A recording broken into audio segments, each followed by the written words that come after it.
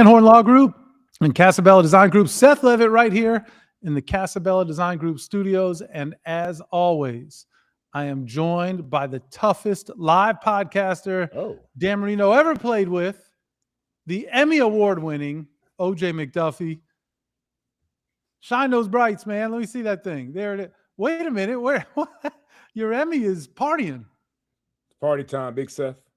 Yeah, I like Disco time, baby. Disco time. You know what I mean? I thought Sevach would have his, his disco glasses on. He took them off earlier, man. Like, you know what I mean? That thing's so bright, man. I thought he'd need to wear glasses, Big Seth. You know how it rolls, man. Too good. Too good. Well, Juice, I hope you're feeling okay. We do not have Chad Van Horn. Right. We do not have Perk, but that's okay because we do have the legendary Sevach, Emmy adjacent producer, rocking his fish tank t-shirt. It looks good, man. It's official. Looking good. Looking appreciate good. you. Love this thing. Yeah, hey, we appreciate you. Big Seth, Chad, it's amazing. He reminds me of those players, that run to the podium when they win a game. Right. And then when their team loses a game, they go out the back door. Can't find them. All that, remember that Pittsburgh bling and jerseys and shit he was wearing, all that special talk he was talking about, them being in the playoffs. One and done. Now that they're in the Bahamas like we are, we can't find him. Is it the Bahamas? Is it Cancun? It seems like Cancun. Well, yeah, nowadays with these guys, I mean, who knows where Turks and Caicos, who knows where the hell these dudes go. Our budget was Bahama budget. Their budget's a little different than ours is. Their budget's it's certainly a lot different than mine. It's certainly a lot different than mine. You have some people that might let you ride with them, though, Big Seth. Yeah, I definitely have had a sat shotgun a few times for some good ones. So, I mean, it's an interesting time right now for our Miami Dolphins. There's some great football. Sevach, Andrew Krause says you look great in that shirt. Yeah, well, good. He didn't give you great yet, but maybe by the end of the night it'll be great. Represent. Saw some good football this weekend. We may or may not talk about it, but it's not the Miami Dolphins, so I don't know how much we care. But the coaching search is on. It's in full effect. We got through the general manager piece. We've come to find out that Troy Aikman must have done a good enough job at the general manager as a consultant in finding the general manager that he's now staying on board along with Dan Marino, along with Tom Garfinkel, along with Brandon Shore. And I guess now, right, John-Eric Sullivan, I would hope, is going to be a part of the process and evaluating who the head coach should be. Maybe he should even be leading it, given his title of general manager. Right. We'll look at the Bimini budget. Sam in the house with the Bimini budget. I love it. Too good.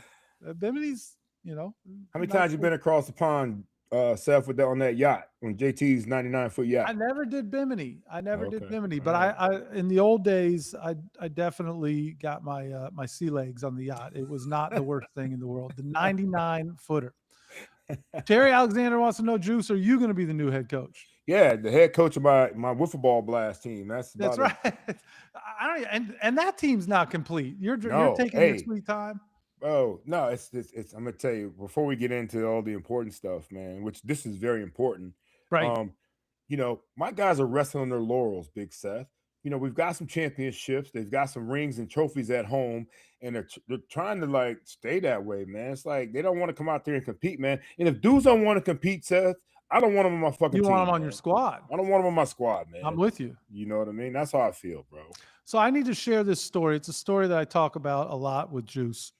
But when we start talking about competitors, we might need to get Sam on here live with us soon to sing this verse right here. This Bob Jovi. Where's our guy Bobby? And anyway, so in the old days, what was it? Tuesday nights? What night was bowling? Wednesday night, Saturday morning. Wednesday, but this was Wednesday night, and Juice would take up. I don't know. Your crew was like 10 lanes at least, and for bowling. For bowling. Tuesday night. Oh, you're talking about the ball up. Bowling was Tuesday night, right? Tore up Tuesdays.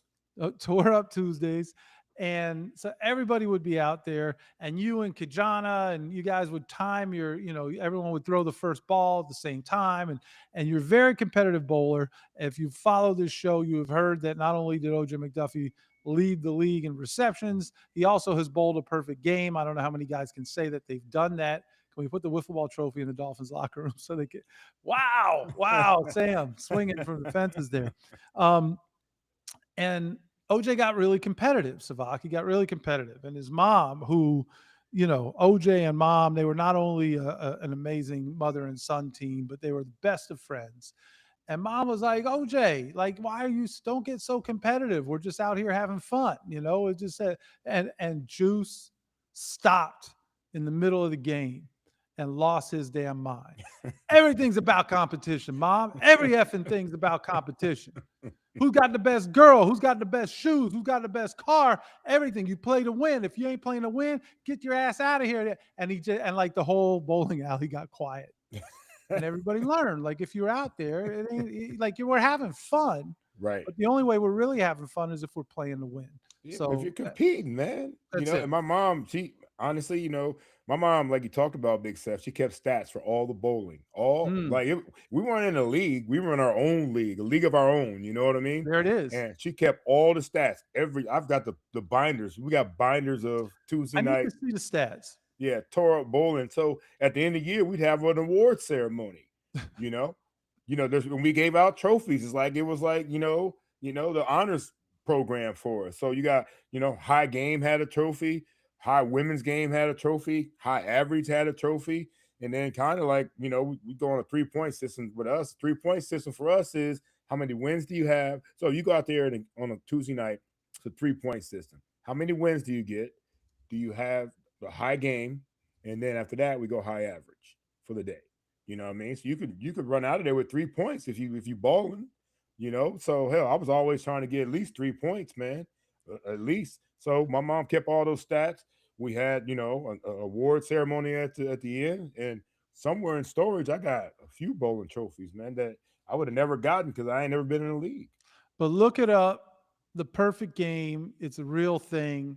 And well, can we talk about the 299s? We won't do that. So Luis Diaz says, Juice. Look at that's fucked up, Big Seth. Go ahead, talk about them, man. Well, talk about my choke jobs, man. If your mom kept stats, how does she not expect you to compete? She raised me to compete, and then she want to talk that shit. Right. There it is. So speaking of competing, the Miami Dolphins are in a full-blown competition for coaches. It is fascinating, one of my favorite words, to watch the carousel of these coaching interviews. And so they've conducted a few interviews. Who you just gave them to me, the 3 that they've conducted so far. Kubiak, right? The guys who are still coaching. Correct. Real quick, Juice, Sam wants to know which teammate was the best bowler. You were the best bowler, but which teammate was second best? Let's see. Lamar Thomas is pretty good. Terry Kirby is probably the next best. TK's good at like everything. Yeah, he's a hell of an athlete, man. You ever seen him out there? He like hunts hogs and shit, man. He does all kinds of crazy. No, I haven't seen the hog hunting. Yeah, he's a wild boy, but yeah, he's a hell of an athlete, man. We saw him on the basketball court. Obviously, saw him in football, but yeah, that's probably TK is probably second best, about 30 pins behind me. About 30 pins. So, okay, back to the coaching live stream. I love it. Back to the coaching carousel here. So, Kubiak, who else? Stefanski? Did they have Stefanski and Halfley? Yeah, so far. Halfley. Okay, so 2 guys who are currently available and one who still has a game to coach. So we've got that going on. The Harbaugh situation is still an active situation. Then the big shocker that sent Chad Van Horn into a complete cave somewhere is Mike Tomlin steps down after 19 years, never having a losing season. Yeah. He steps down. The word on the streets are he's taking a year off. He's not messing with it. And it's so funny to watch the rumor circuit because sometimes you're hearing that, he wants warm weather. The Dolphins are in play. Then you hear the Dolphins aren't in play, even if he likes warm weather. Then you hear he's just not going to work. Right. So, okay. Thank you, Mike. I appreciate that. But don't smash the like button twice. No double dipping. No double dipping, Lewis. Lewis is on a cruise. He's cruising right now. Okay. And, he said he found some good Wi-Fi somewhere on the cruise. He needs to he needs to take Perk with him next time, man. Yeah. I was just about to say he sprang for the Wi-Fi. Yeah. And Perk is not available. Speaking of Perk, how about the fact that Perk is not here with us tonight? Sam, are you ready for this? his condo association has a big meeting tonight. And so he is not here because of the condo association meeting. I'm wondering if he brought Chad as his representation. That's why they both aren't here. I think they both, I think that's why Chad's not here. He said, look, I'm reading this. I'm not making this up. Gonna be a big one tonight. Voting whether to reduce insurance. There's controversy over the amount and the premium. Retain a condo attorney. Maybe he's trying to slip Chad Van Horn in there. Right. Retain condo manager and get an update on an ongoing construction project. Oh my God. Van Horn couldn't handle the level of shit. Yeah, he was going to get it tonight. He was going to get it tonight. Like I said, he slipped out the back door tonight. And Terry, you are correct. So because Mike Tomlin was not fired, he stepped down. That he is still under contract, so he can't be setting up meetings, even if there was interest there.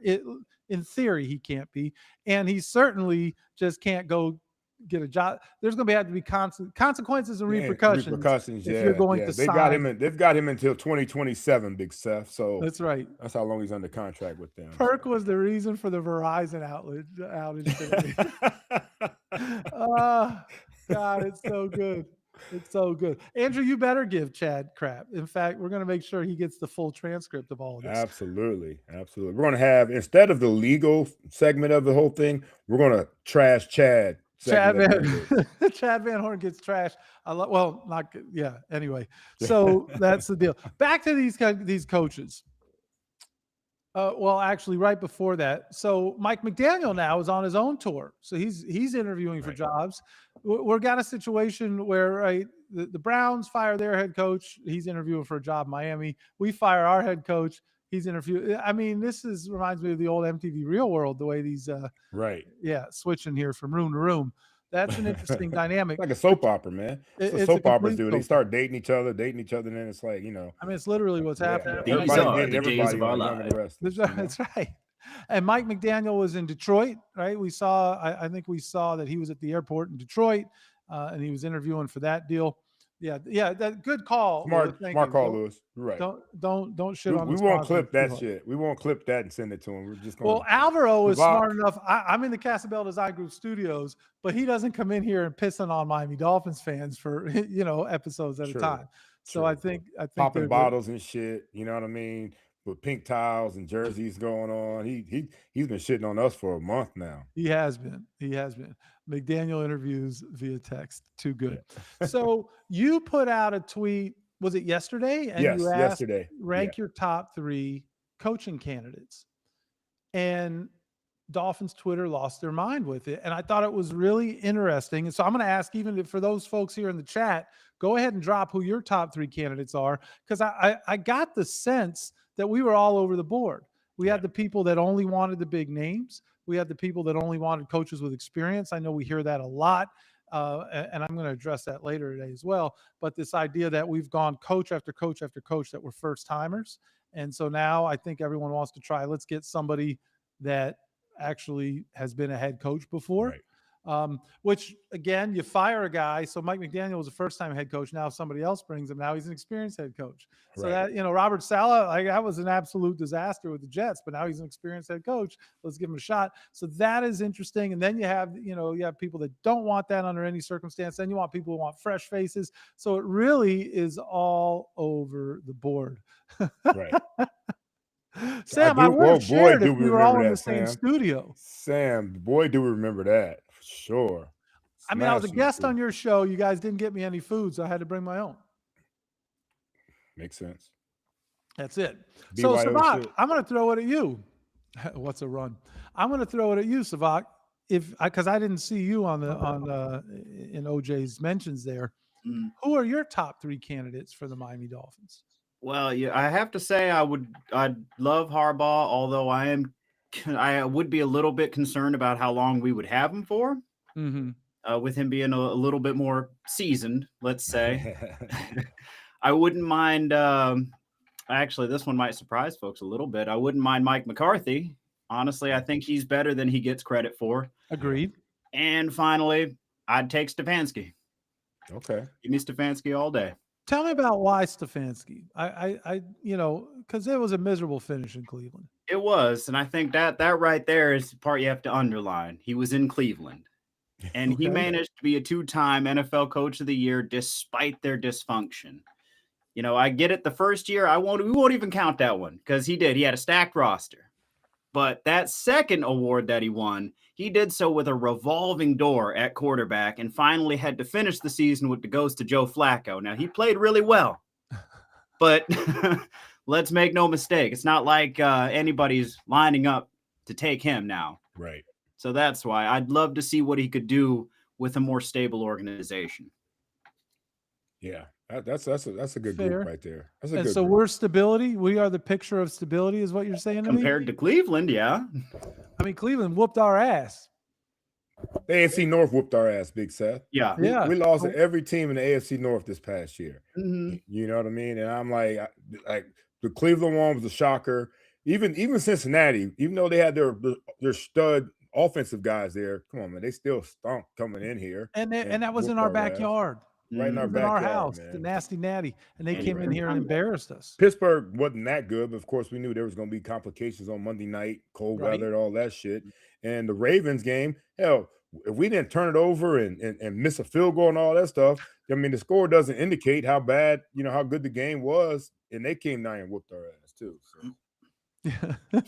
Sam, not disappointed. There are a lot of people whooped their ass. Like I said, there were 5 games where we lost by 22 points or more, which we got to remember, though, that was the previous regime. Those were Chris Greer's Dolphins. We're talking about the John-Eric Sullivan Dolphins. Yeah. So now stability is here and here to stay. Yes, indeed. All right. I like it. Juice, do you have a top 3 yet? I've had one, Seth, I am we talk about hardball, and I know Sevach was talking about how, Pete Carroll just got fired. He's 20,000 years old. You know what I mean? Is he that old now? Yeah, he's that old. He's that old. Yeah, look it up. It's Wikipedia. Yeah, he's there. He's there. It's just amazing. He's got something going on out there out west that keeps him going. But I think no matter what, I mean, the shelf life for most coaches really is 5 to 10 years. Hopefully, if they can get that far. So I mean, I think we can get John Harbaugh to 5 to 10 years. And I'm a big Mike Tomlin fan. I think he's another guy that that could give us another decade of solid football. And then I'm the same way a lot of other people are. I'm done with this first year guys. I get it. It's fun. It's cute and shit.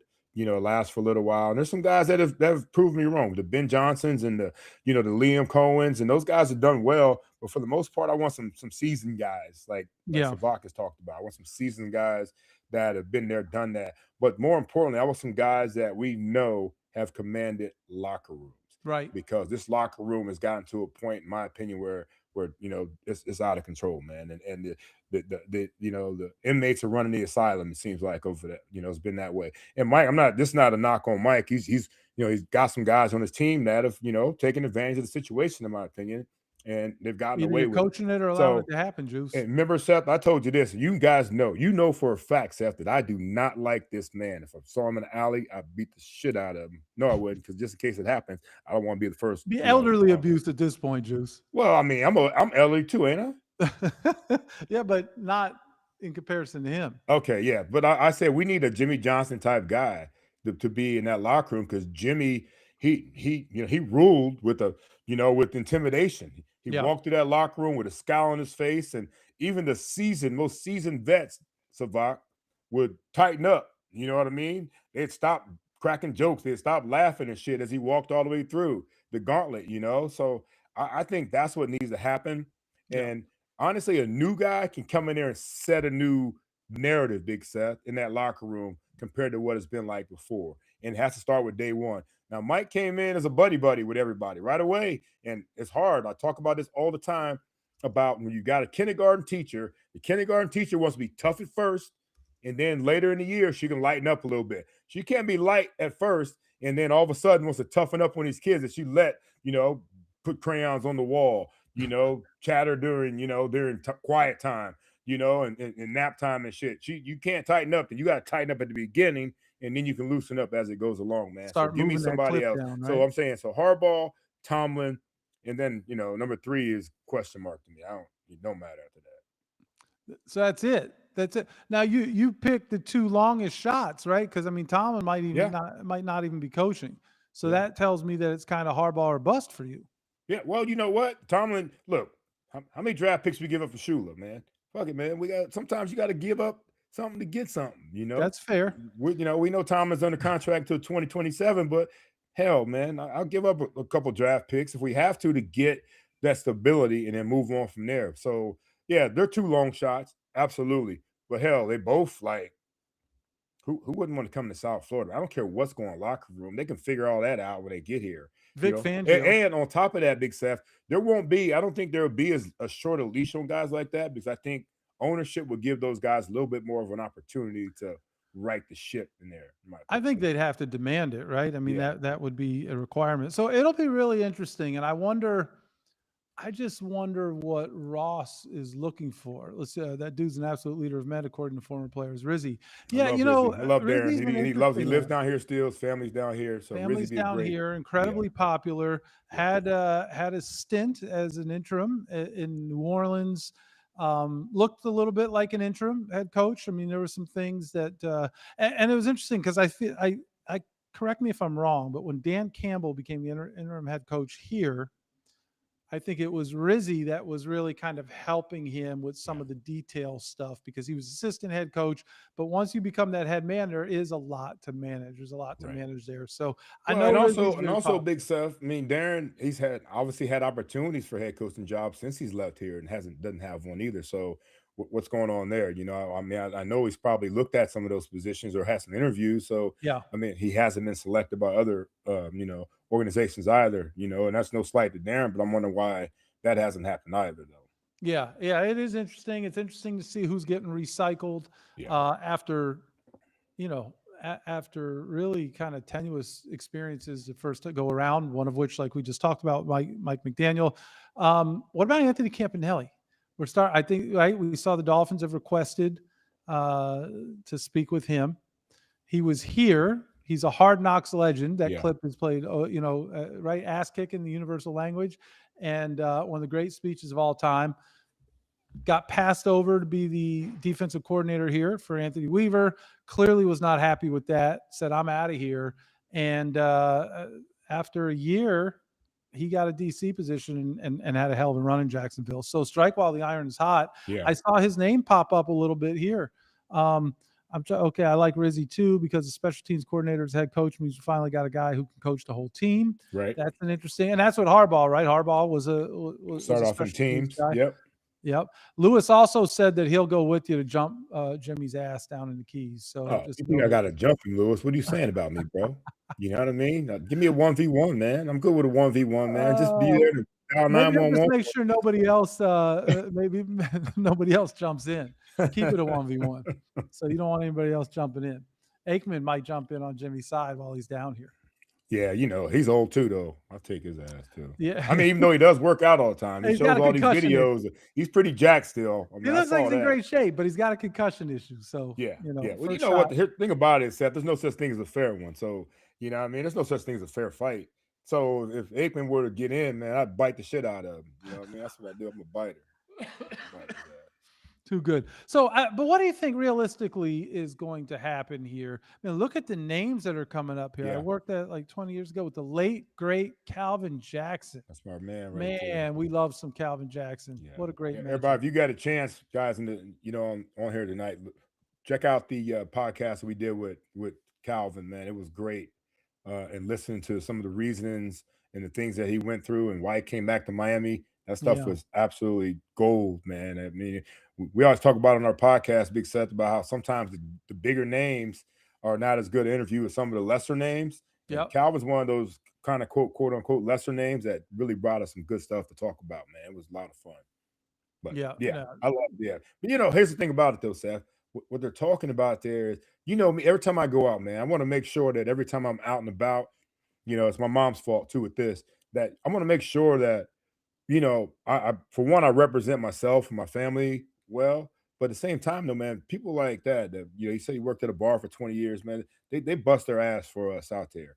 And all these people that skimp them out, or the people that don't want to tip or do things like that, don't go out. Just don't go out. If you can't be those people, I stay home. Just don't go out. Stay home, man. And I appreciate the fact that it was recognized that I was trying to at least, be the best customer I could be when I'm out and about. I'm always going to be that for sure. There's no question about it. Have we secured Hurricanes tickets for Monday? That's a tough ticket. Yes, we have, Big Seth. Yeah, I've secured one. I got my couch is calling me. Yeah, I've got a great ticket, front row. You know what I mean? I got front row. I got free alcohol and free food. That because I didn't go out and buy anything extra, so it's already been here. So that means it's going to be free to me. That's right. So yeah, good to go. Too good. Yeah, that's a tough ticket there. I talked to the boss, the boss lady, and she said we get 10 tickets and that's it. Mm-hmm. So when you start seeing the wives of the coaches put out there on Instagram, we don't have any extra tickets, that tells you exactly where it is.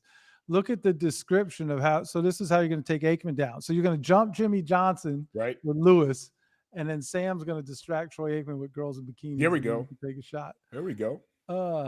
All right, Mike, as much as you want a Dolphins experienced head coach, you have a feeling it'll be Kubiak or Havli or a first-timer head coach. I think you could be right there. And I'm going to address in my I tried to tell you all, I think I've shifted gears of where I'm at as well with that. So, yeah. What do you think about the fact that Troy Aikman was retained for this search as well? What does it say about maybe what his involvement was in the general manager piece? Because we don't know. We just knew he was going to be involved. We don't know. We heard a lot of different reports. And do you think there's a world where his involvement with the Miami Dolphins extends even beyond the coaching search? It seems like they really enjoy working with him, Big Seth. And I think they like how the process played out. And I think we all are happy with the way the process played out. I don't know about, was it John-Eric Sullivan or Eric John Sullivan, whatever the hyphen is? Yeah, whatever the hell it is. I'm cool with Mr. Sullivan's what I call him when I see him in the hallways. There you go. You can't deny that one, right? I just think that I think that the process itself it actually worked for this team this time.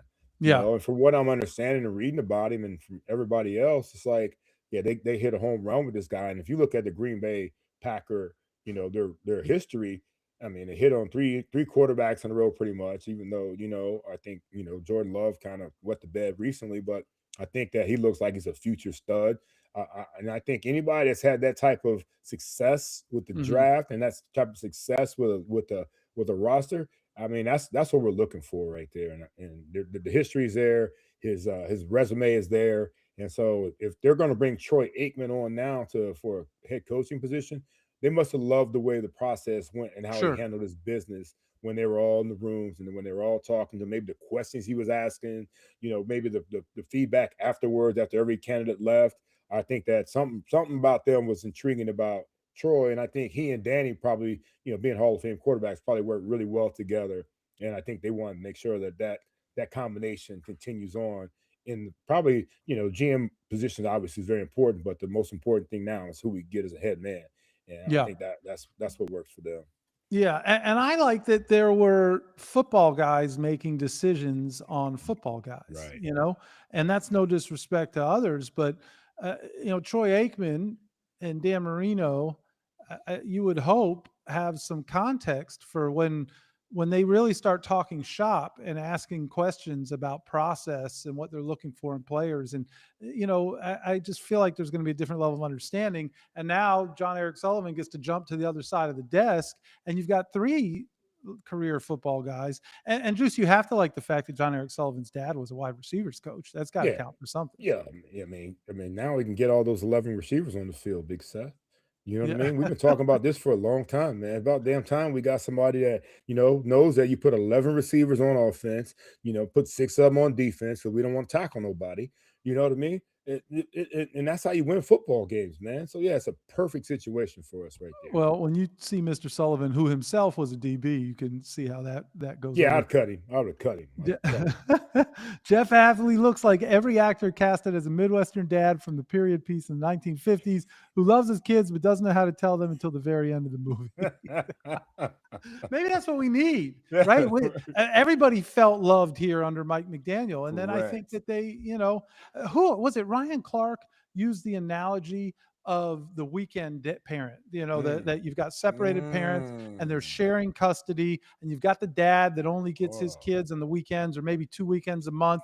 And so when he has his kids, he tries to make up for that lost time with all the ice cream, staying up late, playing video games, and, never getting in trouble, eating candy all day. And he said that's kind of how Mike McDaniel was running the locker room. So I thought that was an interesting analogy. And you know what? And then you get yelled at on Monday after you lose the game. You know what I mean? You get yelled at on Monday by the media, the fans, because you lose the game because, you let the kids. That's how I was when I was taking my kid back to his mom after he spent the night up all night, hanging out, kicking it, partying at 2-3 years old. So you were that dad. You were the Mike McDaniel dad. For sure.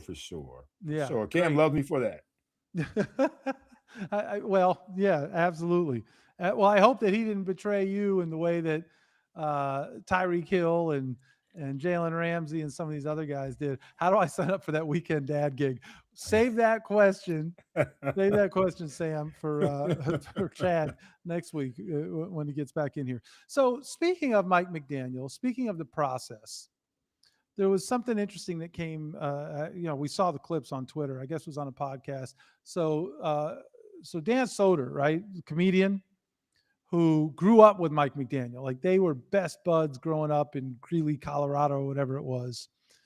He was a little bent out of shape that his buddy lost his job. We're going to play the clip. I want to play the clip here, and I want to talk about what we saw here. I think we're going to play the clip. McDaniel go through this as like a head coach. Yeah. It's like been my buddy since 7th grade. Wow, that's crazy. And it's like awesome. He's an NFL coach. That's incredible. And he worked his way up to a head coach. But he'll get a gig, right? Somewhere else? Absolutely. In fact, I think he's better off because I think, and listen to me right now, I think it's a shit organization. I think it's ran by an old fuck that stabbed Mike in the back after he told him he was going to be all right for another season. And fuck the Dolphins. And honestly, fuck Miami as a comedy town. When having a friend that's an NFL coach, you listen more when people talk about your friend. And Troy Aikman shits on McDaniel in a way that I'm like, he doesn't like Mike. Whoa. And me and my friend Chad, who grew up with Mike, were like, Chad was the first one who was like, I bet Aikman had something to do with it. And then I was just like, fuck Troy Aikman, looking like white Jay-Z, quarterback that was falling off. Tua stinks. But people, listen, I think McDaniel got fired because he tied himself to Tua and they lost. That's a sign of my friend being loyal. So like as a friend, I go, fuck yeah, he stuck with him. And I hope the next team he goes to, the quarterback goes, well, this guy's stuck with him, so I believe in him. Yeah. So I'll fucking play for it. I just hope McDaniel goes and wins 10 Lombardi trophies and then shoves them up the owner of the Dolphins' asshole one at a time. And I hope the Dolphins never win another game. Woo! You're stupid. Your old logo's better. Your new logo looks like a penis jumping through a Nuva ring. Hey. Your fans don't know ball. A couple of them at the stadium, it was like crazy watching them not know when to cheer on third down. Jesus Christ. Fuck them. Fuck that whole organization. So there's a lot to unpack there, fellas. I want to start with, and actually Lewis just dropped it. I was going to ask both Lewis and Lewis, this is your backyard, and Sam, who lived in the comedy space, what you thought about him saying, fuck Miami as a comedy town. Lewis said, lost me when he shit on Miami as a comedy town. Sorry, you can't sell tickets. Right, exactly. I was going to say the same thing. Exactly right. Just because you can't, because nobody's looked at your clips and say, yo, I want to go see you perform. And Lewis and Sam, we all know, man, it's hard as hell to make people laugh. It's a tough ass gig right there. But don't shit on us for that, right? Yeah. So I thought that was interesting. So I wonder who hurt his feelings when he was down here. cool that he's sticking up for his boy. That's great. That's how I would want Juice if I got, well, I don't want you going after JT, but if Harvey had fired me and you went after Harvey like that, thank you. Right. Appreciate you having my back in that regard. Right. So totally respect that. Yeah. But he says that he stabbed Mike in the back after telling him that he was okay. So that to me, I thought was interesting, right? Because did they have that conversation? Was that his interpretation? Were he and Mike do they still talk regularly? Was he on the can't sell tickets on the weekend, sold out the Improv on a Wednesday twice? Let's go. That's what I'm talking about. Not once, twice. Yep. Let's go. 3 times a lady. I thought that was interesting and everybody said going back to benching Tua that Mike McDaniel was carrying himself like a man who was not concerned about his job, who had felt that he was comfortable. But he also told us countless times that it's one day at a time and that, nothing's guaranteed. And, it would all of those words that he utilized. So was it a shock? Was he told one thing? Did things change when John Harbaugh became available? Did things change when you started to sit in and the GM candidates that you really liked basically said, I don't think that you've got the best guy for the job in the position? So I think all of that is interesting. I know a lot of people keep talking about this whole thing of let's start over and let's make sure we're aligned. I think that gets overplayed to some extent. I mean, you don't want to force a coach on somebody. But I think minus the whole fuck Miami entirely as a city, can't say I never said any of those things myself. Yeah. So we the know logo. Yeah. Sorry, Bruce. Yeah. I don't know what. Whatever ring he's talking about. But Big Seth, first and foremost, Mike tethered himself to Tua coming here. Right. That's how he got the gig in the first place. They were trying to justify a 5th overall pick. And Mike said he could make Tua, make him get the best out of Tua. And he did that for a spell. So, and he said that. He said he tethered himself to Tua, but when Tua was shit, Gurr had to go, Tua got benched, and then Mike had to go. That's part of business. Yep. You know what I mean? That's part of the business right there. And for him to shit on the fans, I don't know how many games he's been to in our stadium, but the majority of the fucking fans are somebody from somewhere else. They're from the other team. So he for him to shit on our fans, the ones that are there are the most loyal fans. They definitely know ball. They do know ball. And if he was sitting in the head coach's suite, right? I mean, you don't always have the most sophisticated sports football fans in those seats. Right. They'll sit out in the 300s, and I bet you everybody knows. You damn right they know ball, when to cheer. And he's the one that sounds like he doesn't know ball to me. That's one thing that I'm hearing from him. And, and he wants our owner to win, he wants Mike to win 10 championships. 10 championships. I mean, I hope our owner makes it 10 to 15 more years. I mean, Mr. Ross is 90 years old now? Something like, he's up there. So if he can live that long to see Mike win 10, then we'll all be like, damn, we made a mistake. But I don't obviously see that happening. So I get a best buddy like you're talking about, Big Seth. Yeah. Coming to his boy's defense, talking that shit. Mike had his chances here. He had longer tenure than most coaches here. When you think about it, how many guys had interim for a few weeks, 1 year, less than, it happens all the time, man. Why is he not talking about the fact that Mike's about to walk out with $19 million in his pocket? Gonna have an opportunity to go somewhere else and make some more money. Mike got a shot at being a head coach. And I think that Mike will be a good head coach eventually because Mike's a young dude still. But sometimes you need to fall before you become that guy. And once Mike learns it from his experience here, hopefully not like a Bill Belichick. But those things happen with head coaches, man. But don't shit on my city, man. This is my city now, bro. You know what I mean? And don't talk about my football team and don't talk about our comedy circuit because we know what good comedy is. And this obviously wasn't very good comedy, Big Seth. Well, there you go. Sevach, any thoughts on that? Well, I was trying not to have an expletive-laden rant, but, mostly just fuck him very much because, all of that is fine. It's fine to have those sort of criticisms and, you can have your opinion all the way up until he started shitting on the fans. It's like, brother, come on now. Right. I understand. He's a new Dolphin fan. You know what I Right. mean? Yeah, you just started when Mike got here. Don't act like you know what Dolph fans are about, bro. You know what I mean, right? See, because I'm with you. It's like, look, I understand you're getting your boys back. That's all well and good, but it's a business. You know, this is how it goes. I've seen coaches get done way dirtier than that. Just like you said, he's walking out with a pocket full of money. I don't think Mike McDaniel is all that upset. Right. Yeah, Right. I don't know. Look, I mean, obviously this was a dream job for him, so I'm sure that. Right. And Big Seth, also, let's not forget, you know, last year, Mike and Chris's job was secure right after the final loss or final game we played. Yep. Right? We didn't have that statement right there. So the part that he talks about that he stabbed him in the back, I don't know if that was the case. Now, Mike came out on Monday acting like everything was good after that last loss, you know. So I don't know what was said right there, but me, you, and Travis, we talked about, I think there's still something out there that Sure. we don't know because, you know, he didn't come out and say Mike's job is good, it's secure. You know what I mean? He didn't have the statement out there. And so, and then there still was Black Monday, and then there's all kinds of other things out there for him. And it made sense for our owner not to say anything until all that stuff settled, you know what I mean? And maybe Harbaugh was the final straw, you know? I mean, I just think that, you know, for him to sit there and say that, and if he said that, did Mike tell him that? Did Mike that's say what that I'm I got asking stabbed you. in the back? That's what I'm saying. That was the point that I was making. Right. Like, was that his interpretation, or was that a conversation he had with his friend? Yeah, I don't know. I mean, if it is, his boys need to shut the fuck up. You know what I mean?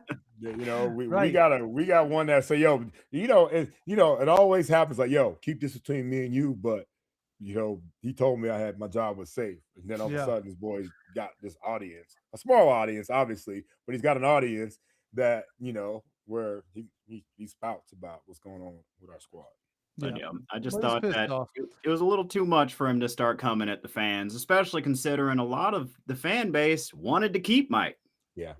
You know, some of them did. I don't know, I'm not saying everybody. I'm not saying everybody. His approval rating was down this year, Sevach. You know what I mean? Which fans? Was it the fans that wanted to keep him? Were they the ones that didn't know when to stand up on third down, or were they?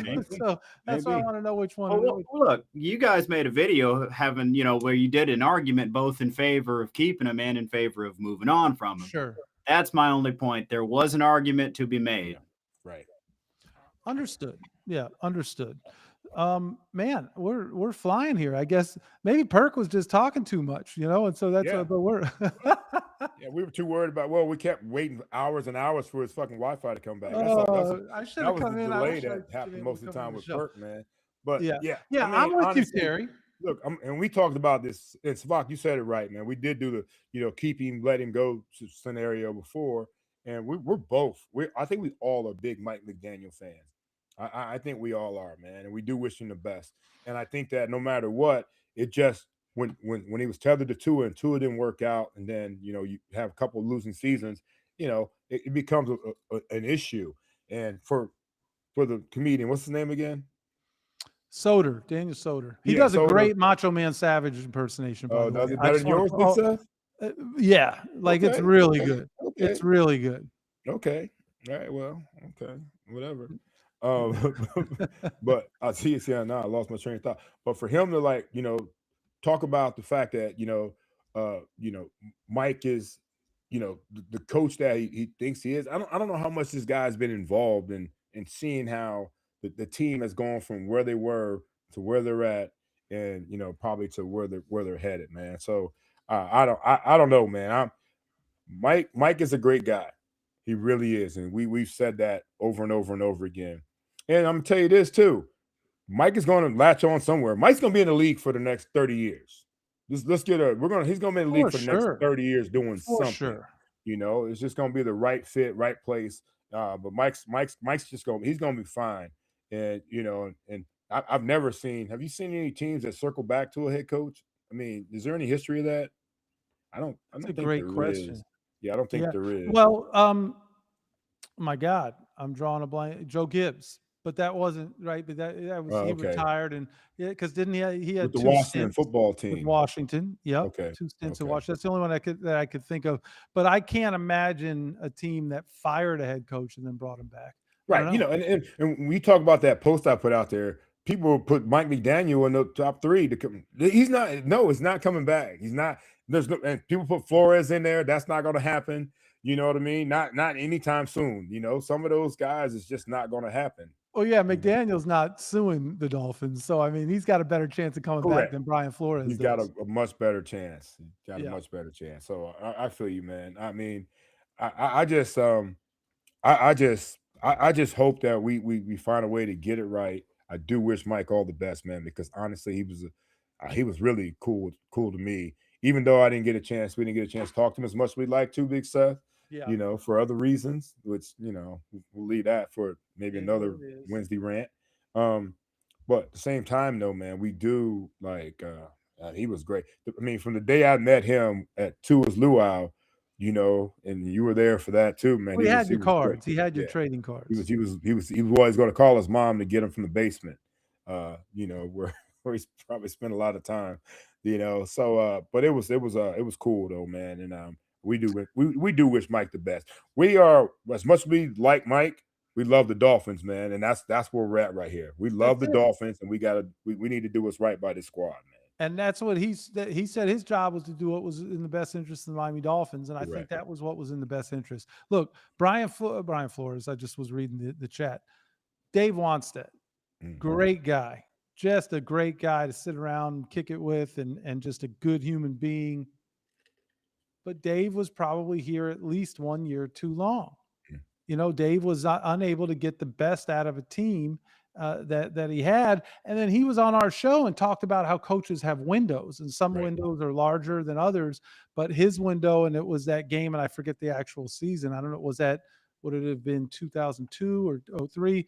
That Monday night game in Denver where Chris Chambers gets knocked out. Jay breaks his, it was a huge win, but Jay breaks his thumb. Aranda gets hurt. And like that was his window. Big damage that day. And I think for Mike McDaniel, it was 2023. Yeah. Then window was wide open, and that was the best team he was going to have. But the team was not ready to win big when it mattered most. And they had they had an opportunity to win the division. And then they, that flipping Tennessee game, and things went downhill from there. So if that window shuts on you, man, then the team has to do what it has to do. And I think that's what happened. So looking at the time, because this thing is flying, I want to move into, I tried to tell y'all. And Sevach, it's been a minute since you tried to tell us something. So we're going to let you kick it off. I appreciate that, because it has. And you know what? I could go a million different directions with this one because of that, but I'll try and keep it succinct. Nice. Wow, that's a big word like mayonnaise right there, Sevach. Yeah. Oh, yeah. Watch me now. See, folks don't want to listen to me when I'm right, and I tend to be right a lot. Before the season even started, my Uncle David called me, Cowboys fan, Dolphins enthusiast, and he asked me for my honest opinion, and I gave it to him. You know, no sugar, no Kool-Aid, just the truth. Now, fast forward to after week 1, the Dolphins got pushed around. My phone rings, and he's saying, "Damn, nephew, you were right. You told me them Dolphins weren't cooking with nothing this year, and nobody else was saying that." Now, it wasn't luck. Just happened to notice a pattern. And it's not the only one. Y'all remember when I told y'all the Darren Waller signing wasn't going to amount to nothing? Wasn't going to move the needle? Did it? He looked really great in the moments that he was on the field. Right. When we didn't forget about him. Oh, yeah, I know. But he struggled to stay on the field, as I kind of figured he would. That's all right. But the one that really got me, the one time we were actually asked to do predictions this year was that Bengals game. And then I nailed it, of course. And we didn't even have a show the next week. Convenient. So wait, I tried to tell y'all that the Dolphins were going to get their ass kicked by the Bengals? I guess. You've been holding on. Hold on, though. I got one more thing. Okay. Because finally, if you guys have been listening to me, I've been pounding the table saying the Dolphins needed John Dorsey in the building. Now, they didn't hire him. But who did they hire? John-Eric Sullivan, a guy who came up directly under John Dorsey, learned from him, worked with him, same lineage, same football DNA. So no, I haven't worked in that building before, but I know what I'm looking at. I'm not bragging, just saying. Next time I say watch this, you might want to watch it. That's what I tried to tell y'all. Okay, Mix. Okay, Look, Sevach. you can get Sevach's book too, How to Remain Humble When You've Never Been Wrong in Your Life. That's Right.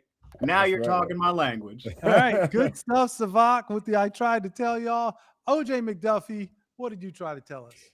Big Seth, I tried to tell y'all, well, maybe it was just me, talking to my closest friends months ago that I thought that was us. yeah, you are today. Like I wanted Mike Tomlin as our next head coach. Yeah. If Mike McDaniel was let go, I was told it was a pipe dream. And I don't even smoke pipes. I don't smoke pipe. I might have an occasional vape on occasion, just to sleep, but I don't smoke pipes. But since the firing of Mike McDaniel, a lot of big names have come available. John Harbaugh from Baltimore, of course, Jonathan Gannon from Arizona, Pete Carroll from Las Vegas, Kevin Stefanski from Cleveland, Raheem Morris from Atlanta. I mean, you can add Brian Dable and Brian Callahan as well to that list. And of course, Mike McDaniel from our beloved Dolphins. I put out a Twitter question that we talked about earlier. Who was, what everybody thought should be our next head man, and overwhelmingly, John Harbaugh was that guy, and that was the immediate response. Field goal made or field goal miss, I think decided his future right there, and it determined that Mike Tomlin would stay with Pittsburgh, and of course John Harbaugh will be out with the Ravens. Now they're both available.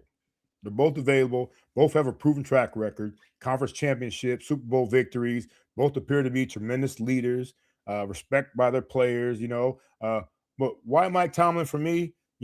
He's won more with less, Big Seth. That's why I like Mike Tomlin a lot. And I think we will be less next year. So I think we need to have that. Harbaugh's enjoyed an MVP quarterback for years now, right?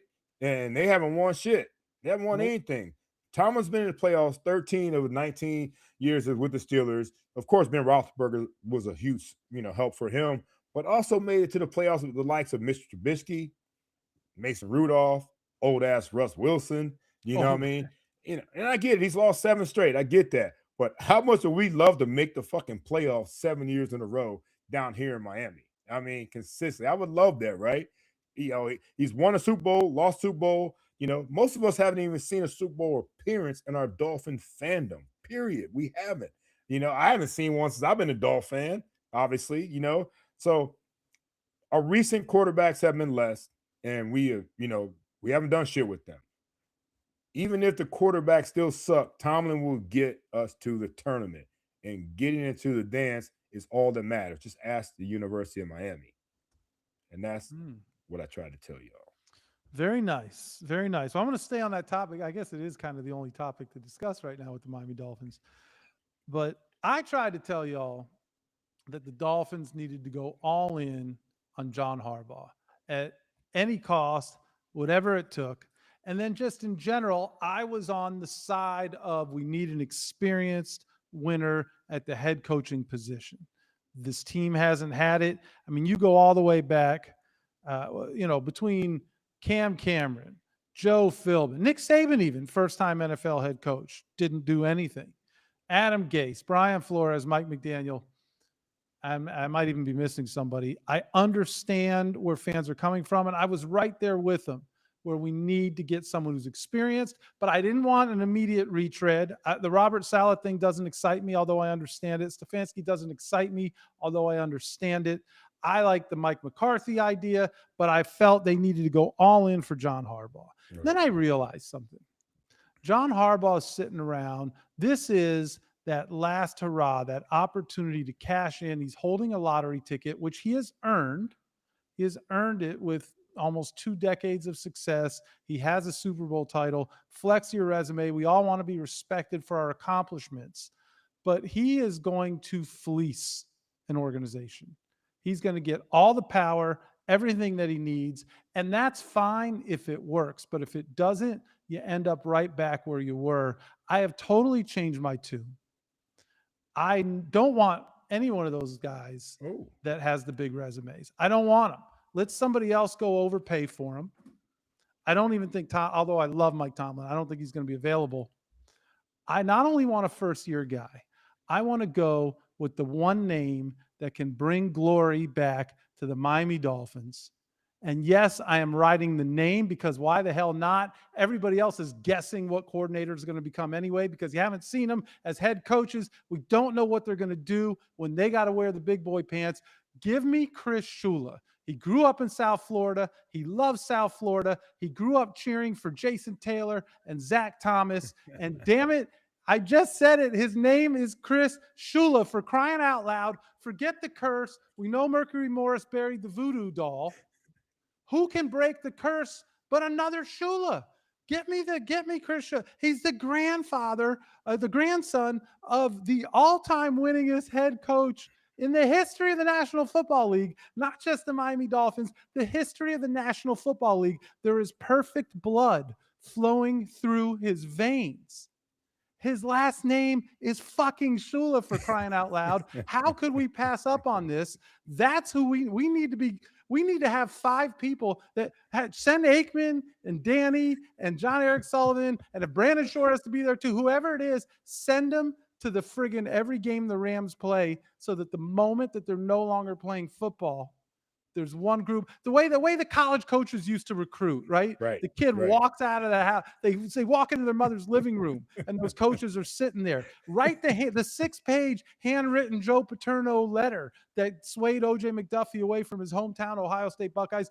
Do what you have to do to bring Shula back to the Miami Dolphins. It will breathe life into the franchise. It will breathe life into the community. You know what? You see the way all the guys from the U walk around on the sidelines, Michael Irvin losing his damn mind, and all those guys and the pride they have in the University of Miami. You don't think that Larry Zonka is going to have pride in the Miami Dolphins again when there's a Shula at the helm? You don't think Dan Marino, you don't think Paul Warfield, you don't think O.J. McDuffie is going to have pride in the Miami Dolphins because the leader is Shula? Imagine when you walk up to the head coach's office and it says Coach Shula on the fucking door. That's the answer. Get me Chris Shula. I tried to tell y'all. Oh yeah, man, I'm ready. I'm ready now, Big Seth. You better hope that happens now, Big Seth, because now I'm pumped up, bro. He's going to be disappointed if it doesn't now. Can he put a staff together? See Zonka? Come on, man. Of course he can. Yeah, man. And you're right, man. I mean, I think, if we're going to go with a first-year guy, that's my guy too. If we got a first-year guy, that's my guy. Coming out of the right. Why not? Why not? And I think that he'll get the same luxury or same amount of time that Mike got. He'll be given an opportunity to right this ship, man. You know what I mean? And I think that would be awesome, man. I mean, you couldn't ask for a better Disney story than for fucking Chris Shula to come to Miami. And what are we? How many? What's it? You got to carry the one on this one, Sevach. 50-something years later, plus take us to a Super Bowl and win one after the perfect season. I couldn't do that math that quick in my head. I'm pretty good with math too. You're good. You are good. Yeah, but that'd be fucking awesome, man. I mean, you're starting to change my mind here, Big Seth. That's my role. Starting to change my mind here, man. And especially with you talk about the Hossie situation with Harbaugh, maybe the impossibility with Tomlin. You got a young cat that, that's from here, that's Shula, that, that might be my guy right there, man. And, and I think that it would be an easy sell for Aikman, for Marino, for Shore, for John-Eric Sullivan, for Coach Mr. Sullivan, for them to like, yo, this could be the situation here that we're talking about, man. You know what I mean? Bringing this guy here, it would definitely light a fire in some guys. And I saw somebody in the chat ask if Shula was pushed out. Absolutely, he was pushed out. Jimmy Johnson was plotting on him from the beginning, talking shit about how good his roster was and how he hadn't won anything. And then, all of a sudden, Shula gets fired and they hire Jimmy's ass because Jimmy was that guy. But you're not gonna do that to the next Shula that comes here as the next head man for the Miami Dolphins, Big Seth. There it is. Jimmy's old ass can't coach anyways, and he definitely wouldn't be coaching again. No, I don't think so. But there's always somebody.